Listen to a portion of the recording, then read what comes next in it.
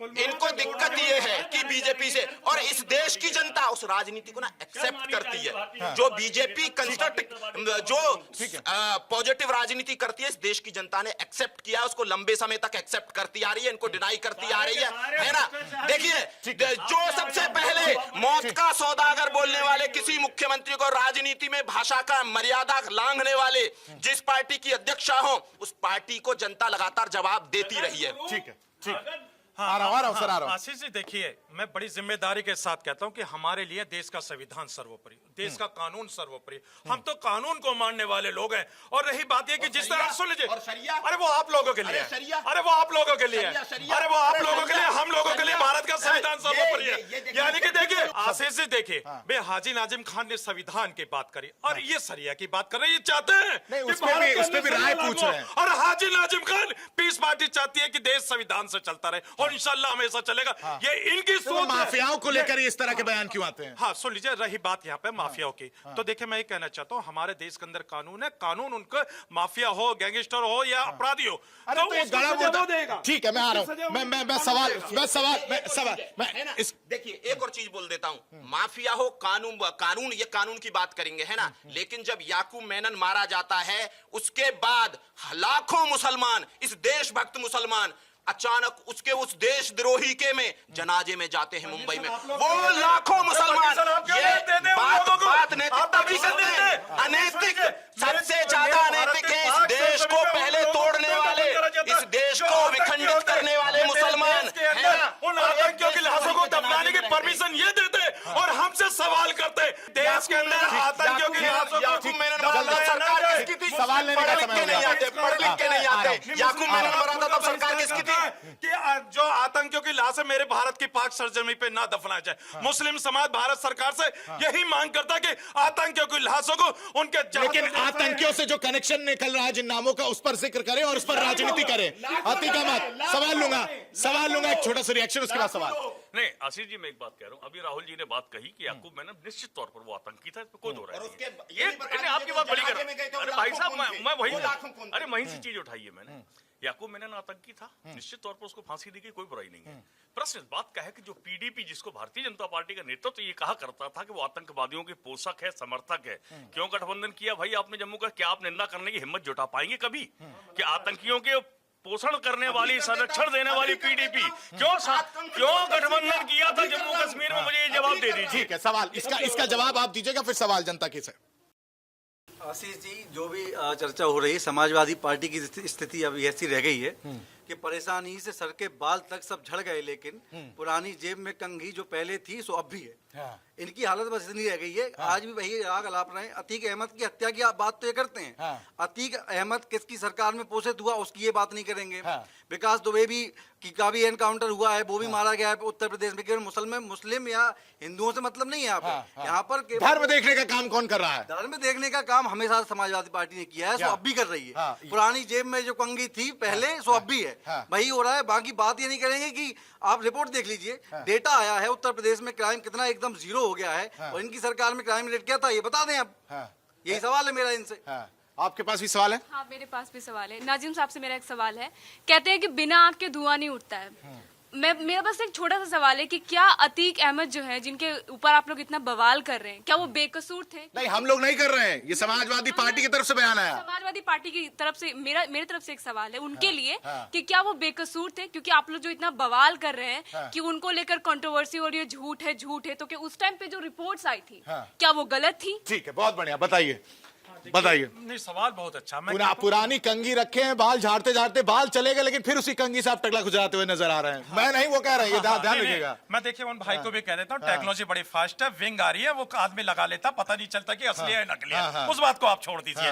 और रही बात ये, अभी जो इनका सवाल था, मैं कहता हूँ कि देश मेरा जो है संविधान से चलता, कानून से चलता। नहीं, सवाल कुछ और था जो उनका, उस पहले जनता का। नहीं, ये शो जनता का है, जनता का जो सवाल है उसका जवाब मुझे चाहिए। बताइए। उन्होंने ये कहा कि भाई साहब अतीक अहमद चले गए, विकास दुबे चले गए, लेकिन अभी भी धर्म वाला चश्मा इन्होंने पहना हुआ है। सुन तो लीजिए, देखिए हाँ, भाई, आ रहा देखिए, हूं, फिर से आ रहा हूं। देखिए हम लोग महिला का बड़ा सम्मान करते हैं। महिला के सवाल का जवाब हाजी नाजिम खान की नैतिक जिम्मेदारी है। और देखिए मेरी पीस पार्टी तो महिलाओं के सम्मान में हमेशा खड़ी रहती है, और हम तो हमेशा एकता की बात करते हैं और हिंदू मुस्लिम के राज की बात करते हैं। और रही बात ये, मैं कहता हूं कि कानून से बड़ा देश के अंदर कोई नहीं है, चाहे अतीक हो, विकास दुबे हो, कोई भी हो, उनके लिए कानून है। लेकिन फिर वही सवाल आ जाता है जो नवीन भाई ने कहा था। नवीन भाई ने कहा कि पुलिस की मौजूदगी में किस सवाल तरीके से, नहीं जनता, पहले जनता, फिर आ रहा हूं। बेकसूर मानते हैं उनको? बस एक छोटा सा सवाल बताइए। देखिए ये फैसला कोर्ट करेगी, ये कोर्ट का फैसला है। और कोर्ट चाहे तो देखिए उनको दोषी करार देगी या निर्दोष करेगी, ये कोर्ट के ऊपर छोड़िए। लेकिन अब तो वो रहे नहीं, अब वो रहे नहीं, लेकिन उनके गुनाहों की फहरिस्त तो बहुत लंबी है ना, वो क्या झूठे हैं? हाँ देखिए, अभी आपने कहा कि वो नहीं रहे, लेकिन उनका कैरेक्टर आज भी मौजूद है, है ना? तो गुड कैरेक्टर, बैड कैरेक्टर, वही तो वो पूछ रही हैं। ये तो कोर्ट फैसला करे। गुड, और जो फैक्ट हैं, जो तथ्य हैं, जो रिपोर्ट कह रही है, वो मैंने कहा कि जो भी रिपोर्ट है, जैसे भी फैक्ट हैं, वो सब कोर्ट के। ISI कनेक्शन की बात अतीक ने कबूली थी, ये आपके उसमें फैक्ट मैं चाहूंगा आपको दिखा भी दूंगा। इन्वेस्टिगेशन में ये बात कबूली थी। चार्जशीट, उमेश पाल की चार्जशीट में जवाब नहीं देंगे। ठीक है, सुनिए, मैं देता हूं आपके सवाल का जवाब। ये ना कुछ दिन बाद अगर जो इनकी सरकार आई तो ये बनवाएंगे मजार और ये जाएंगे चादर चढ़ाने अतीक अहमद के यहाँ। ये इतना प्रिय है इनको अतीक अहमद, है ना? ये वो लोग हैं। और सुनिए, अरे अरे जाइए उधर जाइए, अरे उधर जाइए। भाई मैं तो इंडिया डेली के यहाँ पे अपने मंच पे बात रखने के लिए, अतीक तो आपके बड़े प्यारे हैं, बड़े प्यारे हैं आप लोगों के। इनको भी जवाब दे दूं। ये बोल रहे थे कि भाई इतने लोग मारे गए, इतने ब्राह्मण मारे गए। देखिए ये रहा डेटा, 17 से 23 तक का डेटा है। 23 में उसकी NCRB की रिपोर्ट आई थी, है ना? रुक जाइए। 183 अपराधी मारे गए, 183 अपराधी मारे गए, जिनमें से 61 मुस्लिम थे, 18 ब्राह्मण थे, 16 ठाकुर थे, 15 जाट थे, गुज्जर थे। मैं फिर वहीं आऊंगा, मैं घुमा फिरा के वहीं आऊंगा। नहीं सुनिए ना, नहीं, अपराधियों की कोई जाति नहीं होती है। नहीं, मुझे बताइए ना, अपराधियों की कोई जाति नहीं होती तो अपराधियों की जात क्यों ढूंढ रही है? अरे इन्होंने ब्राह्मण बोला सबसे पहले, इन्होंने ब्राह्मणों की बात उठाई थी सबसे पहले। कितने ब्राह्मण मारे गए, ब्राह्मणों को प्रताड़ित किया जा रहा है। अरे अभी आपने कहा कि अपराधी की कोई जात नहीं होती, बिल्कुल नहीं होती, बिल्कुल मानता हूं आपकी बात को, दिल से मानता हूं। लेकिन मुसलमान अगर अपराधी हो तो ये बहुत एकदम उछलने लगते हैं कि मुसलमान अपराधी है। अरे भाई, अगर उसने अपराध करा तो उसको कोर्ट सजा देगा या आप लोग सजा देंगे? देखिए मैं एक चीज बता रहा हूं, वैसे इनके लिए आतंकवादियों का कोई धर्म नहीं होता है, जबकि इस दुनिया में सबसे इनके लिए क्या, आपके लिए भी नहीं होगा? मेरे लिए तो मुसलमान सबसे ज्यादा आतंकवादी हैं। मैं तो क्लियर बोलता हूं। क्यों? अरे मुसलमानों ने सबसे ज्यादा आतंकवाद फैलाया, इसीलिए मैं कोई सूडो सेकुलर थोड़ी हूं कि ये बोल दूं नहीं भाई ना मुसलमान आतंकवादी नहीं होते। सबसे ज्यादा मैं ये बोल सकता हूं कि हाजी नाजिम खान अच्छे मुसलमान हैं, लेकिन इसका मतलब ये नहीं जो आतंकवादी वो मुसलमान नहीं है ना? सेना जो ISI के एजेंट भोपाल से पहले उनके सवाल का जवाब, उनके सवाल का जवाब। भाजपा का कार्यकर्ता था वो, सुबह सेना। सुनिए ना, उनके सवाल का जवाब आएंगे उस पे। कार्यकर्ता था, पदाधिकारी था ABVP। उनके सवाल का जानकारी नहीं होती, आप लोग आ जाते हो डिबेट में। सुन लीजिए, नहीं, सुनिए ना, जो जनता ने पूछा अतीक अहमद आपकी नजरों में अपराधी था या नहीं? निश्चित तौर पर मैं कोई अतीक अहमद का ना फॉलोअर हूं ना बहुत बड़ा प्रशंसक हूं। अपराधी होता है, इसके लिए कोई समर्थन नहीं किया जा सकता। बात नंबर 1। ठीक है। दूसरी बात, हाँ। अभी बात चल रही धर्म की राजनीति। धर्म की राजनीति की बुनियाद पर तो भारतीय जनता पार्टी खड़ी, उसने हिंदू और मुसलमान को बांटने का काम किया सबसे पहले। उसके बाद वोट किसको चाहिए होता है? अभी सुन लीजिए ना, लाशों पर राजनीति करने वाली है भारतीय जनता पार्टी। वोट किसको चाहिए होता मैं है? बता रहा हूँ आपको, वोट सबको चाहिए होता है। आज की तारीख में जिस तरीके की योजनाएं भारतीय जनता पार्टी लेके आ रही है, 80% मुसलमानों के लिए है। तो अभी आप तो खुद ही फंस गए। अब आप खुद ही फंस गए। अभी आप कह रहे थे, नहीं 1 मिनट, आप खुद ही कह रहे, नहीं जहां नहीं, सुनिए नहीं, जहां मुझे लगेगा कि मेरी बात सुनिए। हाँ तो मैं नहीं, आप नहीं तय करेंगे मैं कब लगाऊंगा। जब मुझे लगेगा टोकने की जरूरत तो मैं बोलूंगा। नहीं, वो आपकी इच्छा है, लेकिन आप अपनी बात पे खुद गए। नहीं, मैं बात डिबेट करना नहीं, मैं बहिष्कार कर दूंगा आपके चैनल का। आज का मैं कभी नहीं आऊंगा। नहीं, वो फिर आप उनको सही साबित कर रहे हैं। आप बताइए, आप उनको सही साबित कर रहे हैं ना, आप उन्हीं को तो सही साबित कर रहे हैं। खिसकनी शुरू हुई हिंदू मुसलमान से, हाँ। तो UGC लेकर आ गए। अब इन्हें दिखाई दे रहा है कि तब हमें दलितों को डोरे डालने पड़ेंगे, मुसलमानों को डोरे डालने पड़ेंगे, क्योंकि हाई कास्ट का समझदार वोटर आपसे खिसक चुका है। वो देख रहा है SC/ST एक्ट माननीय सुप्रीम कोर्ट ने खत्म किया, आप जबरदस्ती कानून बनाकर दोबारा संसद से लेकर आए। तो आप कर क्या रहे? देश को विभाजन के अलावा आपने किया क्या है इस देश के अंदर? सवर्णों को दलितों से बांटो, सवर्णों को पिछड़ों से बांटो, पिछड़ों को दलितों से लड़ाओ और हिंदू को मुसलमान से लड़ाओ। और ये ऐसे रामगोपाल मिश्रा जाने कितने हमारे देश के अंदर मारे गए, ये किसकी उत्पत्ति, किसकी विचारधारा है? कौन कितने कमलेश तिवारी मारे जाएंगे और क्या किया गया इस देश के अंदर? केवल हिंदुत्व की आग लगा के, कच्ची भावनाओं को भड़का के आप अपनी राजनीतिक रोटियां सेकने का काम लाशों पर करते हैं। शर्म आनी चाहिए। ये आरोप आप पर लग रहा है कि आप लोग बांटने का काम करते हैं। समाजवादी पार्टी और कांग्रेस इन्हें कोई बांटने का इनको काम नहीं करते। जो MY समीकरण आता है वो फालतू है, उनको इससे मतलब नहीं है। भूरा बाल साफ करो किसका था? किसने बोला था? उसमें सवर्ण थे या नहीं थे? उनको मारने की बात करने वाले इनके अचानक से वो हो जाते हैं, पितृपुरुष बन जाते हैं। अरे ये तो बिल्कुल एकदम बड़ी अच्छी राजनीति कर रहे थे। एक बात बताता हूं, देखिए इस देश में ये गोपाल मिश्रा की बात कर रहे हैं, मैं बोल रहा हूं उत्तर प्रदेश में 17 से 23 तक कितने दंगे हुए? डेटा देख लीजिए। 2 सांप्रदायिक हिंसा हुई है, बहराइच और बरेली, है ना? अखिलेश यादव जी के शासनकाल में 600 से ज्यादा सांप्रदायिक हिंसा हुई, जिनमें 200 से ज्यादा लोग मारे गए। सांप्रदायिक हिंसा, सांप्रदायिक हिंसा करने वाले जब सत्ता पे आ जाते हैं, चोर के हाथ में जब चाबी खजाने की होती है तो चोरी नहीं होती है। दंगाइयों के हाथ में जब सत्ता की चाबी होती है तो दंगे नहीं होते हैं। देखिए मतलब दंगा आप करा रहे हैं, आप लोग सत्ता मांगे, आप दंगा नहीं करा रहे हैं। घुमा फिरा के सारा काम आप ही कर रहे हो, फिर राजनीति करते हैं। ये है प्रशासन, कठोर मुख्यमंत्री, कठोर निर्णय लेने वाला मुख्यमंत्री की वानगी है कि अगर जो आप करोगे। देखिए ये क्या हो रहा था, मैं 2013 के मुजफ्फरनगर दंगों की बात कर देता हूं। 2013 में मुजफ्फरनगर दंगे हुए, वहां से जब आजम खान ने क्लियर फोन करके बोला कि एक एक मुसलमान को छोड़ा जाए और मुसलमानों पे और जाटों को पकड़ा जाए और मारा जाए, ये क्लियर बात है। हम दंगे, ये सरकार ना किसी को ये बोल रही कि दंगे करो, रोकने की कोशिश कर रही है, कठोर कोई उसमें हो। कल जो पकड़े गए, जो 17 लोग पकड़े गए, जिसकी ये बात कर रहे हैं कि वो पत्थर मार रहे थे, ये कर रहे थे, माहौल खराब कर रहे थे, वो सारे के सारे हिंदू समर्थक हैं, एक एक। और प्रशासन ने बिल्कुल नहीं सोचा कि ये हिंदू समर्थक है, उनको पकड़ा गया, डिटेन किया गया कि किसी को भी कानून व्यवस्था बिगाड़ने की इजाजत नहीं दी जाएगी। दक्ष चौधरी के नेतृत्व में जो लड़के गए थे, सारे के सारे डिटेन है। हाँ, देखिए मैंने तो प्रशासन की खुल के तारीफ करी थी। मैंने कहा था कि प्रशासन मजबूरी में तो नहीं कर रहे ना? नहीं, मजबूरी में क्यों? क्योंकि डर लगता है आप लोगों को। देखिए आप ही कहते हैं, इसलिए मैं टोक रहा हूं। हाँ, देखिए आशीष जी, हम लोग डरते हैं अपने अल्लाह से। अल्लाह से डरते हैं और भारत के संविधान को मानते हैं। तो हम लोगों को तो कोई ये डर ना दिखाए। और सुन लीजिए भाई, आप लोगों के पेटों में बड़ा दर्द हो जाता है। और रही बात ये, मैं कहता हूँ कि अपराधी होता है। चाहे देखिए बार बार अतीक के ऊपर टॉपिक चला, तो अतीक अपराधी है तो उसकी सजा उसको कानून के दायरे में उसको मिली। लेकिन हत्या जो हुई उसका देखिए, तो उन्हें गिरफ्तार तो किया गया, जेल में है वो, तो पूछा गया। अभी नवीन भाई ने क्या कहा था कि उनका नार्को टेस्ट हुआ, होना चाहिए था, पता तो चला कि उस जाल के अंदर और कौन कौन लोग शामिल थे, तो होना चाहिए। लेकिन खैर मैं ये कहता हूं कि हम लोग, हाँ सुन लीजिए, मैं ये कहता हूं कि अपराधी होता है। अपराधी की ना कोई धर्म होती है ना कोई जाति होती है, और अगर अपराध उसने करा तो उसको कानून के तहत सजा मिलनी चाहिए। और रही बात यहाँ पर कि इन्होंने अभी कहा कि 17 लोगों को पकड़ा गया कि उन्होंने हिंदू नहीं देखा। अरे भाई, अगर वो मुसलमान भी होते, अगर वो उन्होंने वहां माहौल खराब करने की कोशिश करते तो कानून उनको भी नहीं पकड़ता।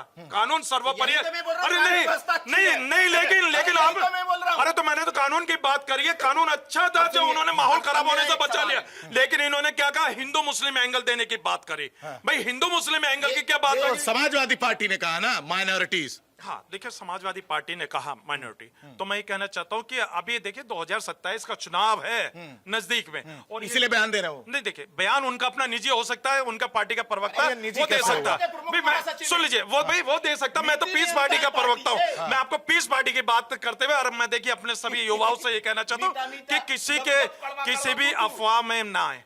ये देश आपका ही, उत्तर प्रदेश आपका ही, इसको आप ये मान रहे कि अफवाह फैलाया जा रहा है, आप ये मान रहे कि अफवाह फैलाया जा रहा है, आप ये मान रहे हैं। मुझे ना एक और अफवाह क्लियर करनी है। बार बार संविधान की बहुत चर्चा करते हैं, अच्छी बात है। मैं हिंदू, मेरे लिए संविधान के ऊपर कोई धार्मिक किताब नहीं है, मेरे लिए संविधान सर्वोपरि है। मैं इनसे ये पूछना चाहता हूं कि आपके लिए शरिया और संविधान में से चुनने का जब मौका मिलेगा तो क्या चुनेंगे? देखिए अभी इन्होंने कहा संविधान और शरिया। अब मैंने कितनी बार कही, इनको इसका मतलब बार बार ये पढ़े लिखे की बात करते हैं ना, तो मुझे लगता है इनको समझ लेना चाहिए। मैंने कहा भारत का संविधान सर्वोपरि क्या होता है। जब मैंने खुल के इस बात को कहा, और दूसरी बात, और सुन लीजिए, अब सुन लीजिए भाई, अब सुन लीजिए, अरे सुन तो लीजिए। भारत जो संविधान से चलता है, और जो मेरा जो मजहब इस्लाम जो है, जिसे मैं मानता हूँ, वो मेरी निजी आस्था है। और भारत का संविधान आर्टिकल 25 हम लोगों के रिलीजियस परमिशन। ठीक है, माइनॉरिटीज वाला एंगल क्यों देना पड़ रहा है? अरे मैं तो बोल रहा हूँ जब सरकार आई थी तो सरकार ने बोला था सबका साथ सबका विकास। मुसलमान नहीं मानते इस सरकार को, ये मुसलमानों की गलती है। बाकी बताइए क्या मुसलमानों को किसी चीज में कमी रही है? घर नहीं मिले इनको? सबसे ज्यादा घर मिले, सबसे ज्यादा आयुष्मान का फायदा इन्होंने उठाया, राशन का सबसे ज्यादा फायदा ये उठा रहे। मैं तो ये बोल रहा हूँ उसके बाद भी उसके ये वोट नहीं करते बीजेपी को, ये बोलते हैं कि हिंदुओं की पार्टी है। शर्म तो इनको आनी चाहिए ना। इस देश का संविधान सबसे अच्छा फॉलो किया है, कोई सूडो सेकुलरिज्म नहीं, कोई हिंदुओं के साथ मतभेद नहीं, कोई हिंदुओं के साथ मनभेद नहीं, वो बीजेपी ने किया है। हम मुसलमानों के लिए गीत नहीं नहीं ठीक है, अब मुझे लगता है इसका जवाब उनको और इनको आप ही देंगे। मिला है नहीं मिला है? हाँ, देखिए, सही बोलिएगा, राजनीति से इतर। हाँ, आप सुन तो लीजिए। अब इन्होंने कहा कि मुसलमानों को इनको सबसे ज्यादा योजनाएं मिली। इन्होंने ऐसा कहा भाई 80 करोड़ लोगों को राशन दिया गया। तो मैं इनसे पूछना चाहता हूं कि 80 करोड़ में कितने मुस्लिम समाज के परसेंटेज बता देना। और रही बात यह कि भाई आपने 80 करोड़ लोगों को राशन की बात तो करते हैं आप लोग, रोजगार की बात नहीं करते। काश अगर आप रोजगार की बात करते तो 80 करोड़ लोगों को राशन लेने की जरूरत नहीं पड़ती। अरे सुन लीजिए, अरे आपसे ज्यादा पढ़ा लिखा हूं। अरे मेरी डिग्री अभी देख लीजिए, गूगल पे डाल के देख लीजिए, गूगल पे डाल के देख लीजिए, मेरा पूरा एजुकेशन का सारा पता चल जाएगा मैं कितना पढ़ा लिखा हूं। और तो रही बात, अरे मैं देखिए मैंने मास कम्युनिकेशन, हाँ सुन लीजिए, मैंने मास कम्युनिकेशन भी कर रखा, मैंने देखिए हर चीज कर रखे, आपकी तरफ फर्जी नहीं हूं। और एक बात हो भाई, आप अरे सुन लीजिए, पेट में दर्द तुम्हारा ये होने लगता है।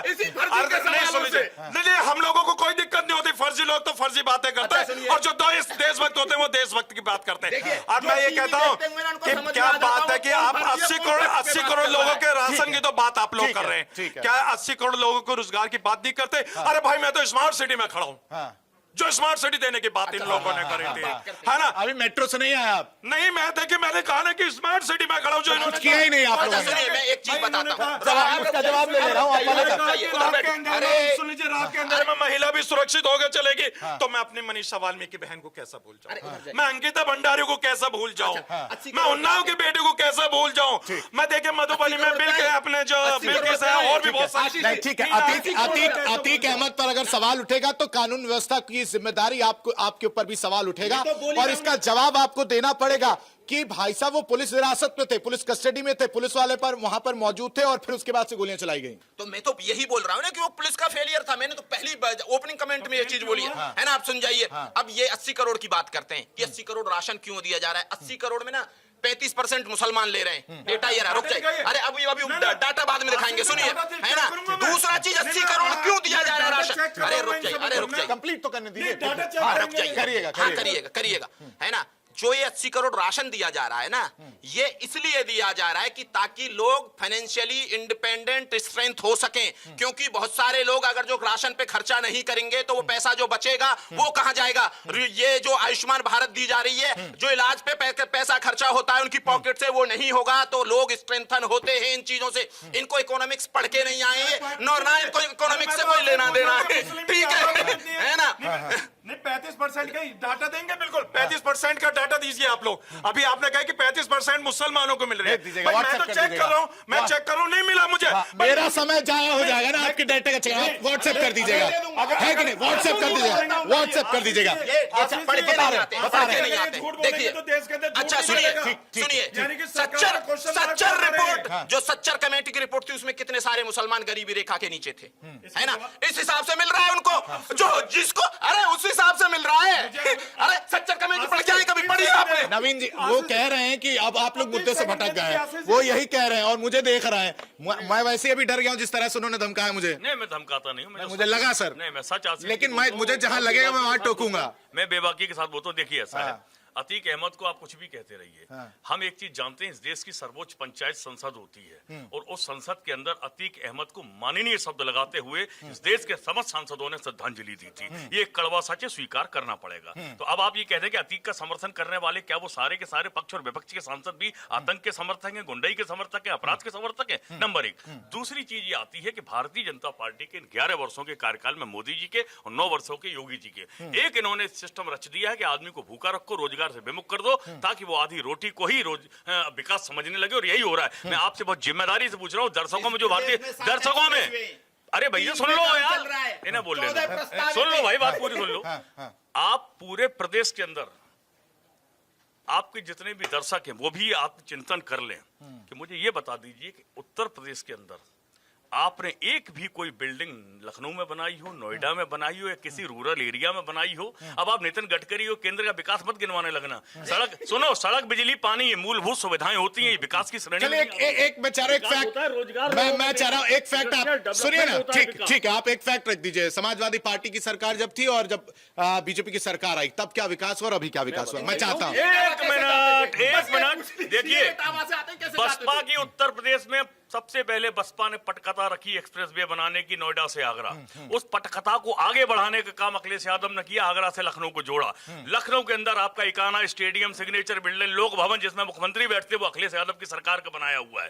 तमाम ऐसे भवन हैं जो लखनऊ के अंदर बनाए गए। सिग्नेचर बिल्डिंग उत्तर प्रदेश की, पुलिस की। आप एक बिल्डिंग नहीं, हाँ वो ले लेते ना, ये बिल्डिंग खेलने लग गए। अरे बस विकास बताइए आप। मैं बता रहा हूँ, इस देश में 7 एक्सप्रेसवे रनिंग है, 7 एक्सप्रेसवे। ये इन्होंने 2 की बात की, बाकी 5 बताइए किसने बनवाए, है ना? 3 पे काम चल रहा है, 14 प्रस्तावित है ना?